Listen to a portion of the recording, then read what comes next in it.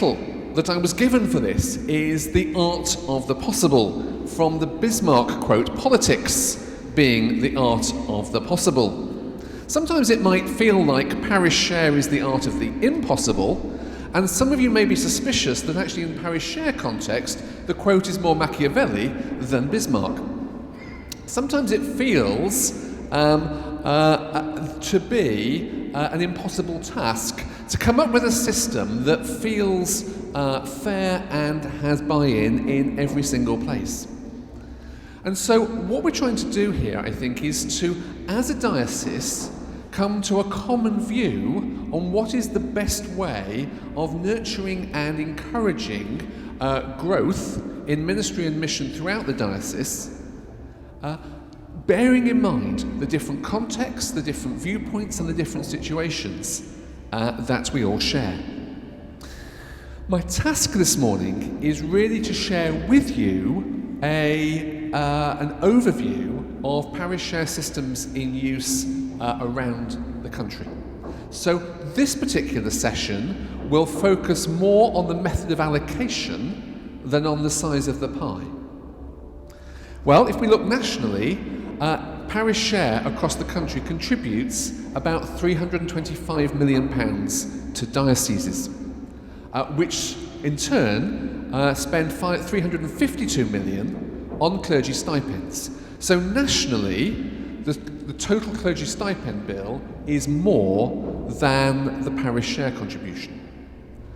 Across the church nationally, exactly a third of income and expenditure goes on parish share, and for the percentage of unrestricted income and expenditure is 41%.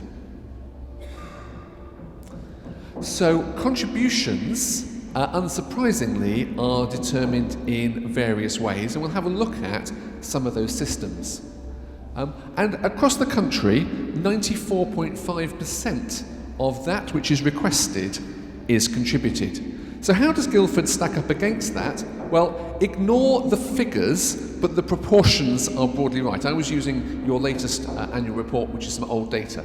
But essentially, your parish share contribution, as Peter has explained very clearly, is more than your stipends contribution because it accounts for a much larger proportion of your income. You neither have large reserves that you're able to get investment income from, and nor do you receive grant funding because of being a poor diocese. So roughly 3/4 of the budget goes on clergy, stipends, pensions and housing, on ministry, and about 2.2 million on support costs. Despite that, the percentage of total income averaged across your parishes is in line with national. In fact, just a percentage less. It's 1 percentage point less. 32 compared to 33. And in terms of unrestricted income, again, very, very similar. In terms of the contribution level, about 98.4% of parish share requested was contributed, compared to a national average of 94.5%. So, in many ways, just taking a summarised view at a helicopter level, the system is broadly similar in terms of its impact and doing better in terms of its collection. But, and there's a very important but, it doesn't necessarily feel that way. In fact, when I do these consultations, the feeling that I get is it feels in many places like we're playing uphill. There's a sense of it becomes an increasing challenge and there needs to be a better way of doing it. Surely there's a better way of doing it. What I encounter very often are two beliefs. The first belief, of course, nobody here will have it, but many of your neighbours might. And that is that the objective is simply, how can I reduce my parish's contribution? That's the wrong place to start. And the reason it's the wrong place to start is the decision that we as a diocese are taking is what is the best method for resourcing ministry and driving growth in this part of the world. We need to take the big view rather than the small view. The second thing that people say to me is, well, why can't we just have a really simple, fair method? And before I get into the parish share context, let me introduce you to my two kids, Tim and Rachel, both now at university. I, as a dad, Jane and I, as parents, want to be fair to our kids. So how do we be fair? What we've quickly learned is it isn't simple. So Rachel, before going to university, wanted to do a gap year with mission organisations in Tanzania and Colombia. So we were very, very happy to make a contribution to that. Tim didn't want to do that. So does he get the cash or not? What's a challenge for a parent? The two of them are at different universities with different costs of accommodation and different costs of courses. So it's not simple to be fair. It's actually quite a complicated thing that as a family you have to work through and come to a more mature understanding of what does it mean to be fair and to treat people equally. And the same is true for parish share. As a family, we need to come through and come up with a mechanism that works fairly as far as that can be understood, because there are 4 different definitions of fairness in relation to parish share. Well, every church pays the same. That's the simplest. We simply divide the total pot by the number of churches and everybody pays the same. That's fair, surely. Or actually, the same contribution per person. That's fair. It wasn't very popular back in the 70s or 80s, whatever it was when it was called the poll tax. But essentially, that's the view, that's one view of fairness. Well, you pay for what you get. Just do it according to cost. That's surely fair. But surely there's also something Christian that says those who have more are expected to give more. Surely that's fair.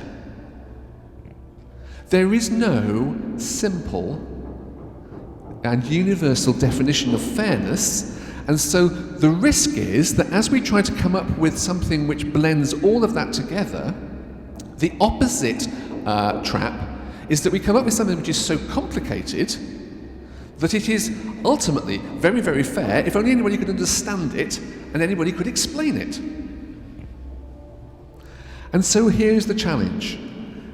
Everybody wants the system to be fair, but there is no simple and universal system of fairness.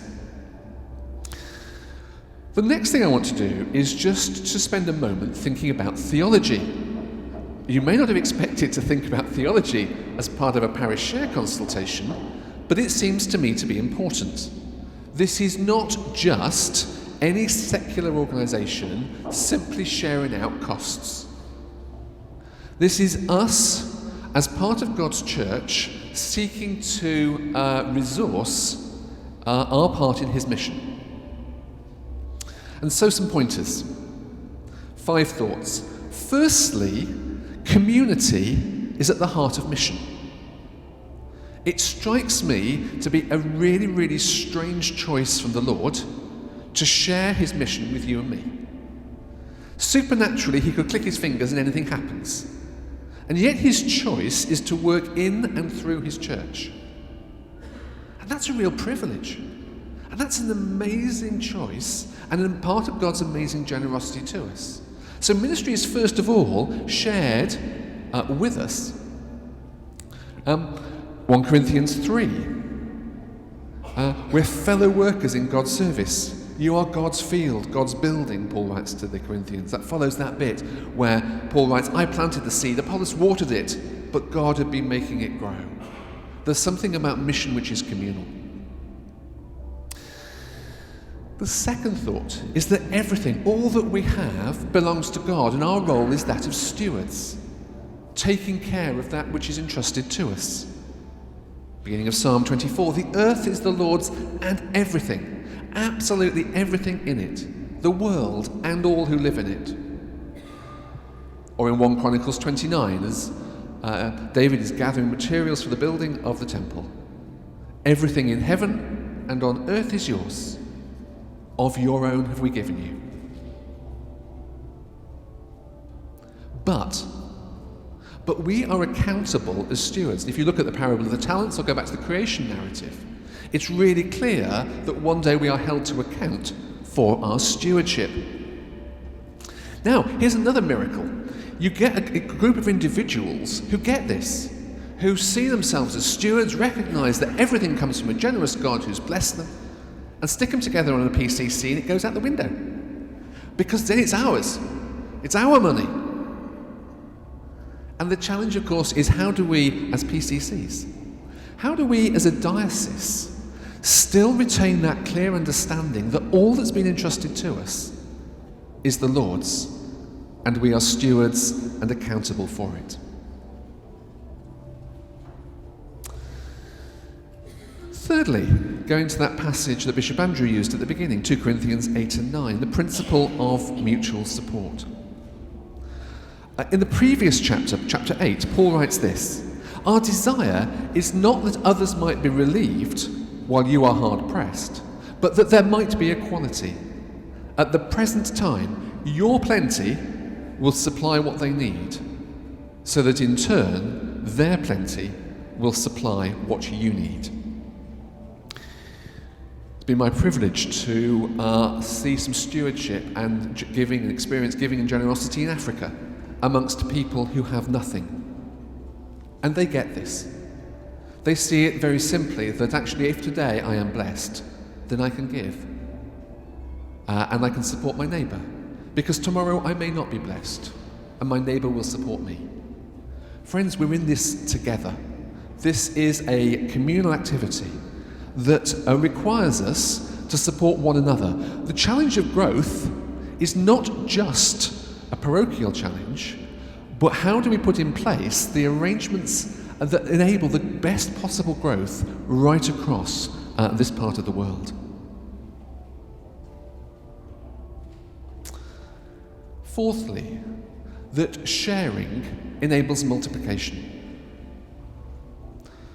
If you go back to the feeding of the 5,000, follow the sharing of a packed lunch.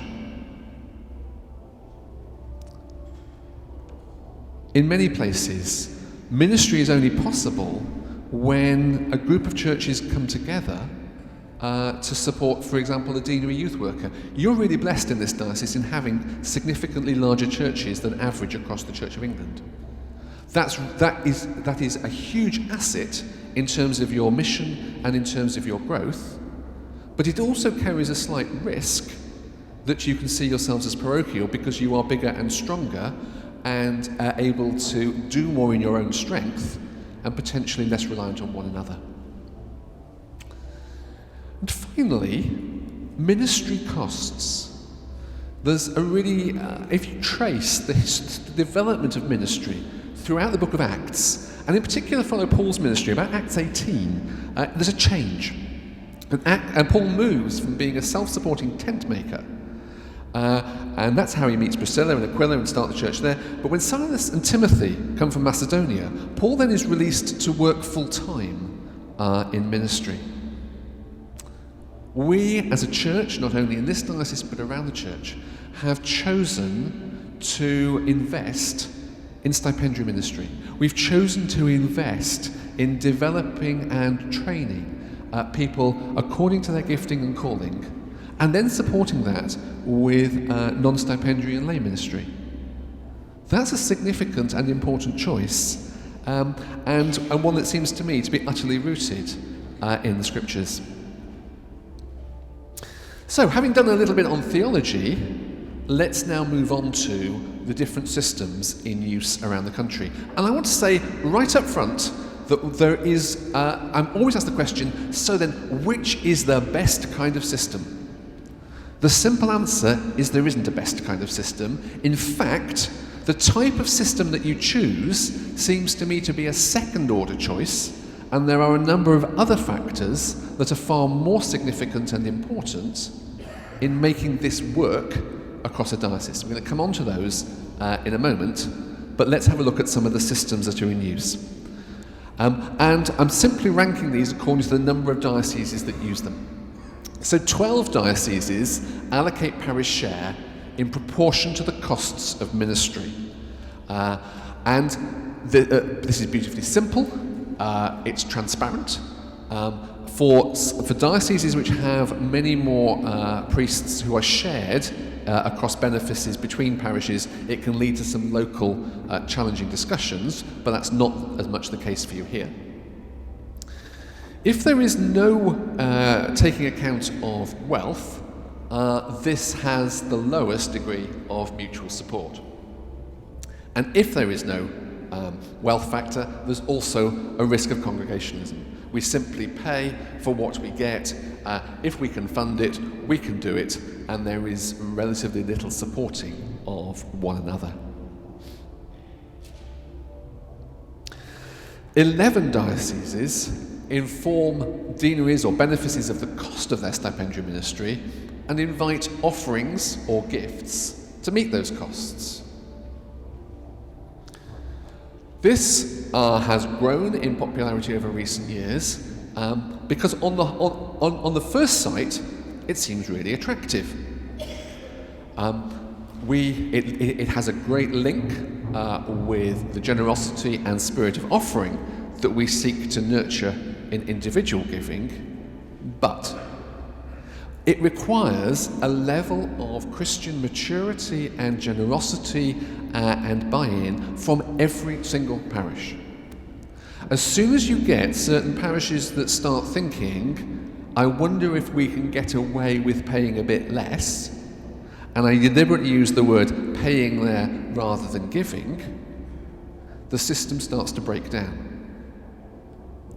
And where, therefore, this works best is where there is less mutual support required. In general, the experience of dioceses using this is parishes are prepared to give the cost, which actually seems to me it isn't really giving at all. Actually, they're operating a de facto cost-based system, but choosing to call it gift. And yet, if there are significant differences in wealth, there is surely an element of generosity that is required for those who have more to give more. It makes it really challenging for your diocesan team to plan and to operate budgets. If there is superb Christian maturity and generosity, actually their task is made easy. The difficulty comes when the offers are received. There is no control over what those offers add up to. And if they are 100,000 less than last year, there's an immediate challenge. And therefore, there have to be some consequences of that. Now, the strength, the opposite side of that is there is a strength. So one of the positives is that by and large, everything that is offered does tend to be contributed.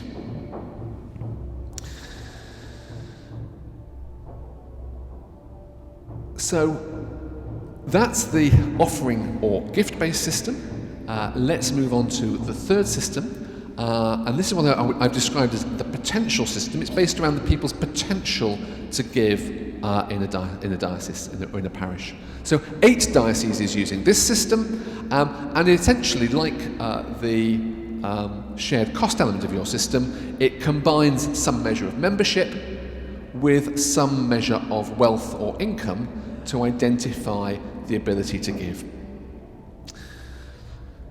The concept is simple.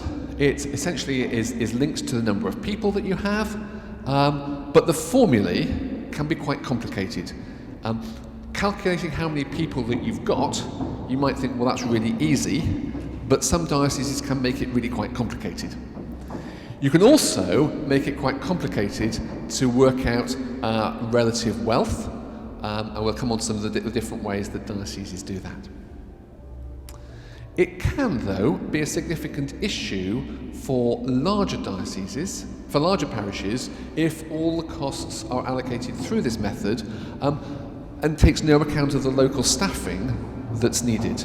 And where there are larger parishes, potential-based systems need to be tweaked, usually, to have some element of recognition of larger parishes with a reasonable need to make some local employment. 5 dioceses have a formula. Some of these formulae are pretty complicated. There's at least one diocese where I think there was only one person who understood the formula, and sadly he retired a couple of years ago. But the Excel spreadsheet still keeps churning out the numbers.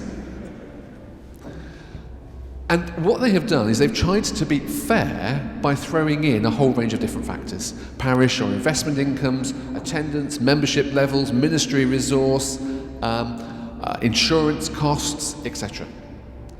And whilst they try to make it fair, the difficulty is no one can really explain it.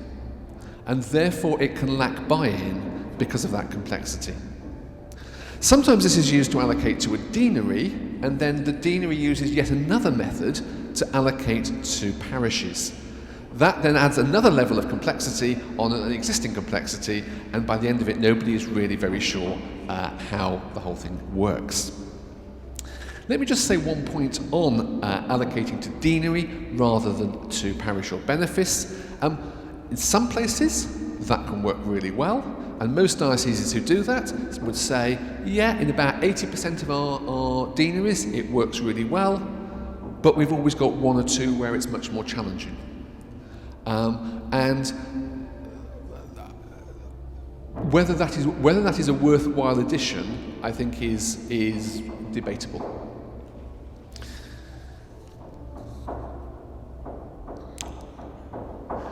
Let me then just briefly reflect on the various approaches to wealth adjustment. Some of these are focused very much on the church family. Some of these are focused on an area. But the ones that are in use around the country, a church family anonymous income survey. So every church member is asked, often on a 3-year basis, what's your family income? And the level of honesty seems to be really high in most cases. However, it's quite challenging to introduce it if it's not already there. Some dioceses work on index of multiple deprivation, although in one sense what that's really doing is identifying poverty rather than necessarily differentiating between areas of wealth. Some dioceses take a self-assessment approach.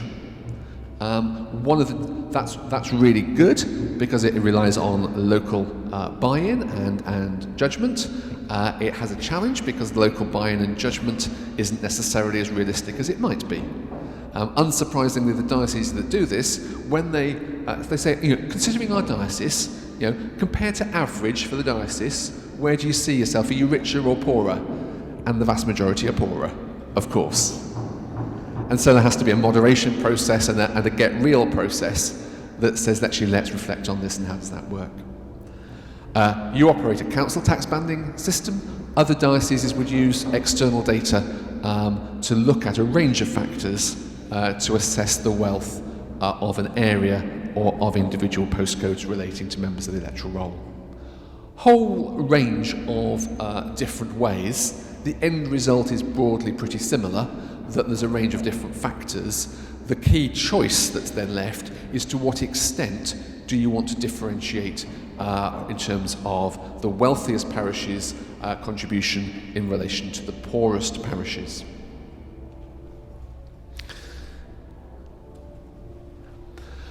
Let's move on to look at how does your system stack up. So your system has 2 elements, as again Peter eloquently explained. The cost basis is applied to your ministry contribution. The potential basis is applied to your share costs. Membership on the October count and the relative prosperity using council tax banding. There are 2 other dioceses that operate broadly this kind of system: ministry contribution on a cost basis, shared costs on a potential basis, although they have slightly different methods of using wealth and counting people. So that's how your system overlays onto that national picture. I said, though, that the type of system that you use is not the primary factor governing the success of parish share. Here are some of the more important things to think about. Firstly, a sense of unity. Are we in this together? Are we together working to grow the church? Or is it simply about us here locally? Secondly, generosity. Is our agenda simply minimising how much we need to contribute to fund ministry and mission? Or is it a sense of what should we be contributing in a generous and open spirit? Thirdly, there's one about spiritual maturity that says we need to be pragmatic about this. In the absence, if everybody was fully committed, fully on board, there was perfect trust, then actually the gift-based system can work very well and we contribute far more than we might give if we were asked for it. The reality, though, is actually we are human and we are frail and we have PCCs. And the nature of that process means actually very often we do need some form of system to lay on top of generosity. Transparency and accountability are really important. We need to understand how the system works, and we need to know that it is roughly right. The system will never be perfectly right, but it will be roughly right. And surrounding all of that is good communication that helps people understand what the money is being used for and why we here are being asked to contribute X. And finally, let me just reflect on parish share systems and growth. One of the things that people often mean by talking about growth or penalising growth is local growth. And that's important. We do want churches to be growing and to encourage that. But we also mean by growth encouraging the diocese as a whole to be able to grow and the kingdom to grow right across this diocese and to put in place the systems that encourage the best possible growth at that top level. And therefore, there are questions around the balance between local and diocesan level growth and the extent to which a system needs to provide that methodology to overcome that human frailty. As we think about this and as we communicate this, one of the things that really does also touch on how a system works is the language that we use. Parish share actually speaks a little bit of having to share a burden. One of the strengths, one of the appeals of a gift-based system is that it feels more empowering to be asked to offer a gift. Some dioceses use the terms common fund or common purse. What you go with, I think, doesn't hugely matter, providing you think about the communication, providing you think about the language that you're using, both in the communication from the diocese to parishes, but also the communication within parishes. How do we talk about this? How do we feel about this? It's very easy to help people understand it, or to get in the way and to raise objections. Hopefully that's fulfilled my brief in enabling you to get a little bit of an overview of how other dioceses around the country do this, and a little bit of some of the theological underpinning to some of those systems. What I would like to do, what I'd like to do is, in a moment, is just open this up for questions, not on your particular system, but at that higher level. But if you have been very kind and completed your questionnaire, this will be a lovely moment if you would just pass it towards the middle, and we could just make some little piles at the end of the rows. So let's just open that up to questions on the national and sort of generic level, rather than comments about your system, which we'll handle later. Yeah, we've got a microphone, so let's just.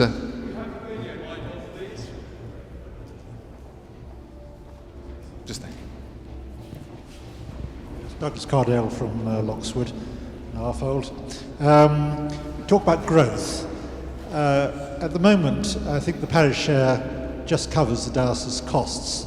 Are you advocating some sort of increase in parish share so that the diocese can build up some reserves to finance future growth? Okay. Thank you for the question. So the question, am I advocating building up reserves or whatever? I'm not advocating anything. That's for you as a diocese to decide in terms of what is the best strategy for you to enable that growth. What I am saying, I think, is that I would encourage you to think about growth at a higher level than just parochial. So growth is about how do we, in this particular church and parish, grow the church here, but it's also about how do we, the diocese, manage to grow the church in this part of God's world.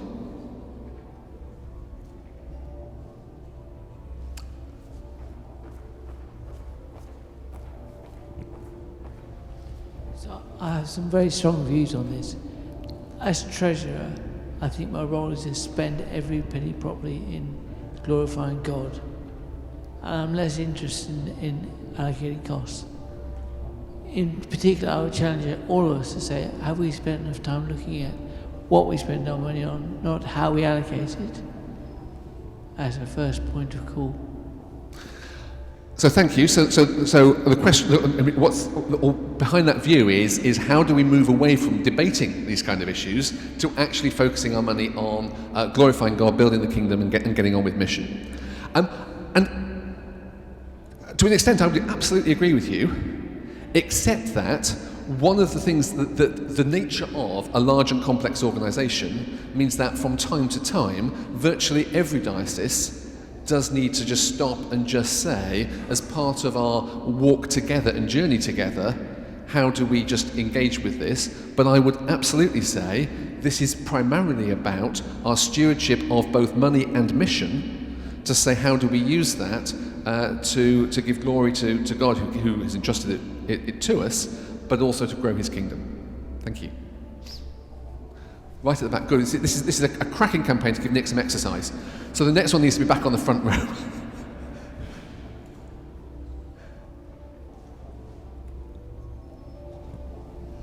My question is about what causes dioceses to review their parish share systems in the first place.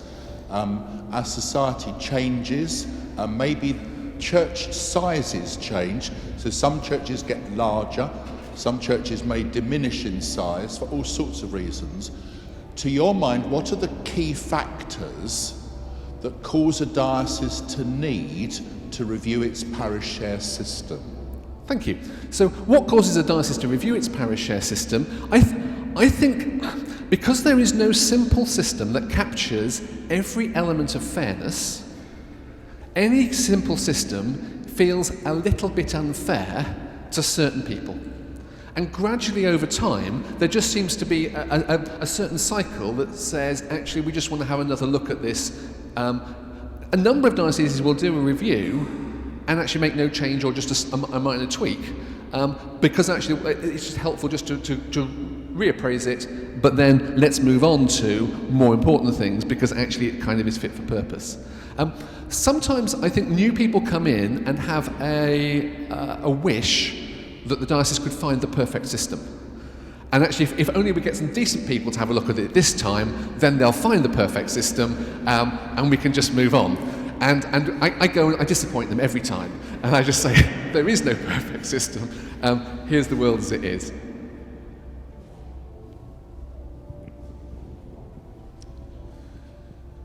For some years now, there has been a consistent representation of the church as an organisation, for want of a better word, in numerical decline. Are there any indications, first of all, that particular parish share systems tend to be associated with dioceses that decline faster or slower than others? And secondly, are there any indications that any particular parish share system is more effective than others at addressing decline? Great, thank you.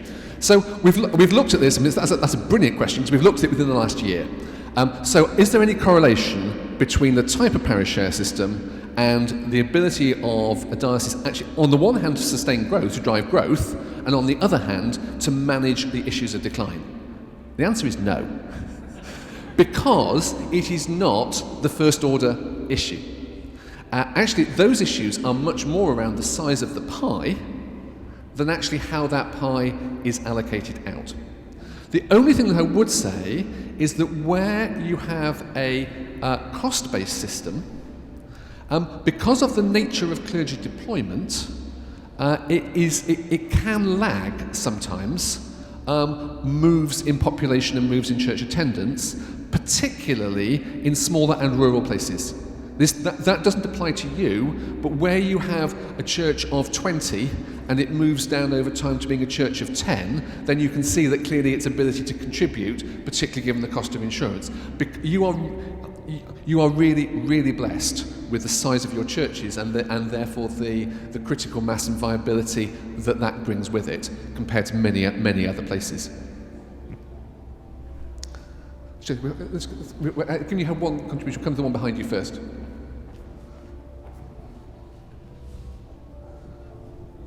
Thank you very much. I've just got one example where it's difficult to get a system that works in this diocese.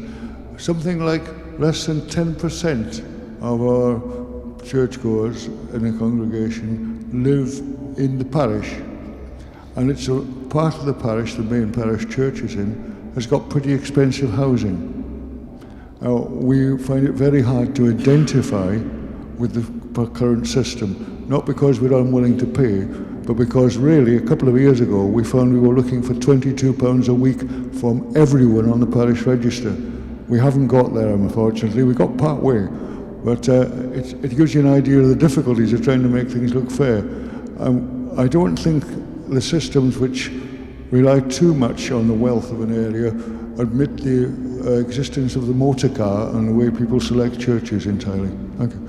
Okay, thank you. So what that comment addresses is the challenge that if you're going to have a system that's based on wealth, as to whether it relates to an area or whether it relates to the membership of people attending a church, which my understanding of your system, because it is based to the electoral roll people's anybody who's on the electoral roll and on the council tax banding of postcodes, it hopefully should address the people who do actually worship in a church rather than necessarily the particular area that's round about it.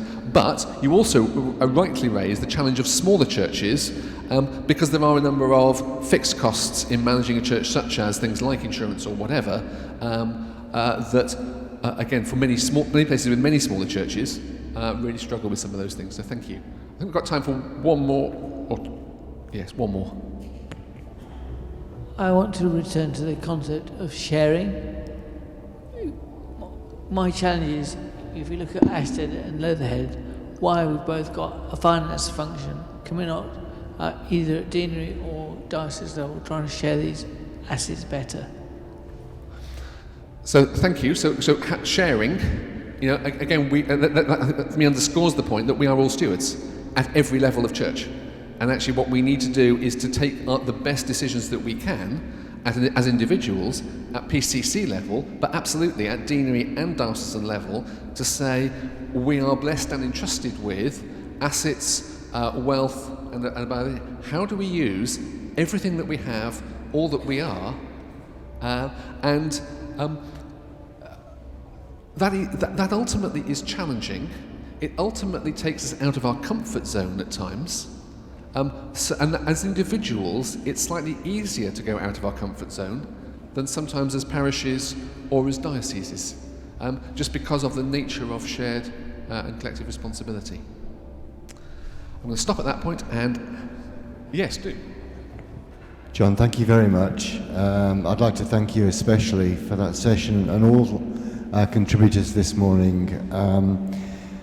I think Bishop Andrew started by reminding us that we're doing God's work here, and that talking about money and organising for money is enabling God's church in this place.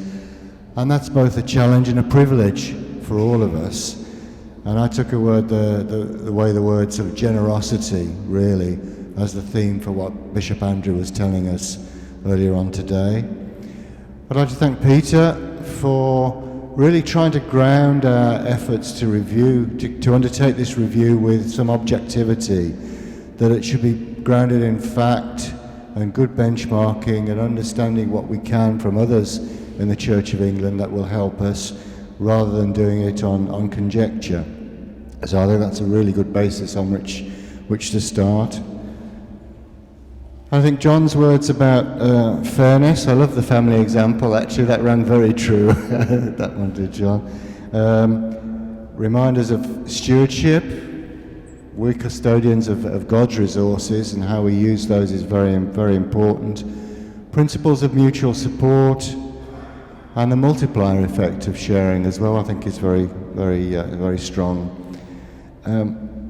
I think also John reminded us, and we all know there is no perfect system, but actually the way we go about this is very important as well. And those 4 principles that John mentioned at the end of unity, we're all in this together. Generosity, the rich helping the poorer parishes or the poor in our diocese. Having a degree of spiritual maturity about it will be very important as we move, particularly for the steering team, as we move on and continue to consult across the diocese. And also transparency. So thanks to everyone so far. I'm just going to hand over now to Nick, who is our Deputy Diocesan Secretary and Head of Communications. He'll explain what we're going to be doing after the coffee break and how you can work in groups to help us along as well. So thank you. Thanks, Nigel. My turn to have a go with the microphone. Can I extend our thanks to John again for being with us today and giving us a good return today on that money that we spend into the National Church. Thank you very much. You've all... yeah. I think a round of applause. There's been an awful lot of information to take in. The good news is, if you missed any of it, our friend Alex here is making a video of all of this that will accompany the slides on the website, and we'll flash the web address up later, and we'll be putting resources up there as the share review continues. Now, I'm doing that dangerous thing of standing in between you and a cup of coffee, so I'm going to be very brief.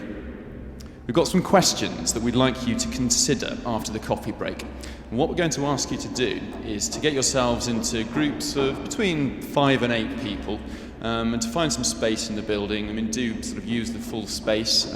I think it's okay to move the chairs around as long as you take a mental picture of where they were and put them back afterwards. And we're going to ask you to consider these broad questions of what you see as the most important objective for parish share at an overview level.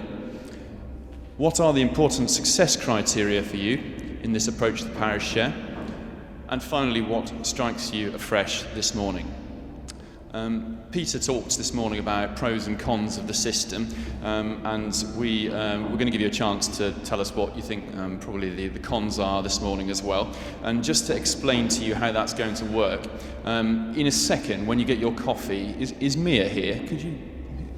So Mia is standing up at the back, and Mia has a sheet for every group to collect, which will have these questions on one side and a chance for you to give us your written feedback. And on the other side, it'll invite you to identify as a group the 3 issues that you identify that are most prevalent with our current system. And next to that, you're going to see a little graph like this, which on one axis has, I don't know if you can see, allocation of pie, and on the other side says size of the pie. And what we want you to do is, next to each one of those issues, is to plot roughly on that graph where that issue goes. So if you think it's largely to do with the size of the pie and not too much to do with the current system, then you'd put an X in the top left-hand corner like that. And if you think that it's not an issue with any of those things, then put an X in the bottom left-hand corner. And the other thing we'd like you to do is, if you think that it's an element that could be assisted by better communication of a system, that it's one of those areas that can't be understood because it's too complicated, then just put a C next to it. It's as simple as that. Is that clear enough? Splendid. Right, well, we're going to have some time for coffee now. Do stretch your legs, have a chance to go to the loo, and then a good 45-50 minutes in groups to consider those questions. And we'll look forward to hearing back from you after that. So thank you very much.